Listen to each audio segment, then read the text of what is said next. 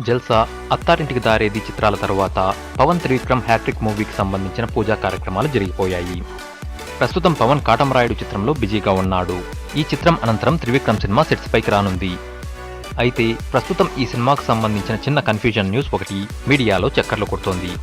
కొద్ది రోజుల క్రితం ఈ చిత్రంలో త్రివిక్రమ్ బన్నీ చిత్రం సన్ ఆఫ్ సత్యమూర్తిలో నటించిన ఉపేంద్ర నటిస్తున్నాడనే వార్తలు వచ్చాయి. ఈ సినిమాలో చాలా ఇంపార్టెంట్ రోల్ కోసం ఉపేంద్రను తీసుకుంటున్నట్లుగా వార్తలు వచ్చిన విషయం తెలిసిందే. అయితే ఇప్పుడు ఉపేంద్ర ప్లేస్లోకి మరో హీరో వచ్చి చేరాడు. జనతా గ్యారేజ్, మనమంతా, మన్యం పులి చిత్రాలతో తెలుగులో కూడా మంచి క్రేజ్ తెచ్చుకున్న మోహన్ లాల్ని ఆ పాత్ర కోసం సంప్రదించినట్లుగా వార్తలు వస్తున్నాయి. ప్రస్తుతం మోహన్ లాల్కి ఉన్న క్రేజ్ దృష్ట్యా ఈ నిర్ణయం తీసుకున్నట్లుగా టాక్. అయితే ఇది ఎంతవరకు నిజమనే కన్ఫ్యూజన్ మాత్రం ఇంకా కొనసాగుతూనే ఉంది. అయితే ఒక ఇంపార్టెంట్ రోల్ అనేది మాత్రం చిత్రంలో ఉన్నది నిజం.